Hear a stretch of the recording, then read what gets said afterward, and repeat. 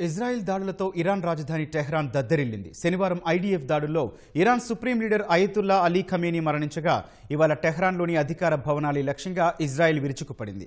తాజా దాడుల్లో ఇరాన్ సాయుధ దళాల chief of staff Abdul Rahim Mousavi, 7 అగ్రశ్రేణి నాయకులు, 40 మంది సీనియర్ కమాండర్లను మట్టుబెట్టినట్లు ఐడీఎఫ్ ప్రకటించింది. ఈ మేరకు ఉగ్రవాద పాలనలోని వేలాది లక్ష్యాలపై దాడులు చేయబోతున్నట్లు ఇజ్రాయెల్ ప్రధాని నెతన్యాహు తెలిపారు.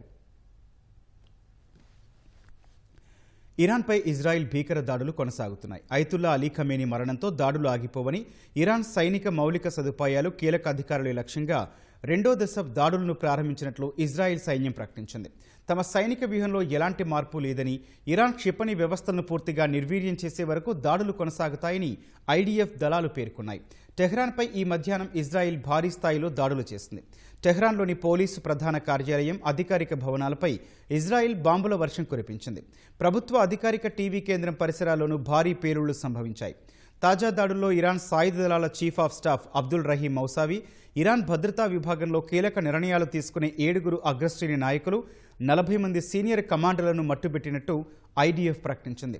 పశ్చిమ ఇరాన్లోని తబ్రిజ్ విమానాశ్రయంపై జరిపిన దాడిలో ఇరాన్కు చెందిన 2 కీలక యుద్ధ విమానాలు ధ్వంసమయ్యాయని పేర్కొంది. పేలుళ్ల ధాటికి ఆకాశం నల్లటి పొగతో అలుముకుందని, భూమి కంపించిందని స్థానికులు చెప్పారు.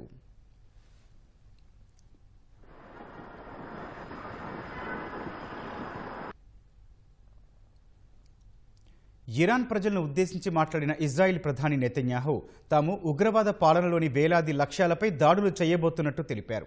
నిరంకుశత్వ సంకెళ్ల నుంచి ఇరాన్ ప్రజలు విముక్తి పొందేందుకు తాము మార్గం సుగమం చేస్తున్నట్లు వెల్లడించారు.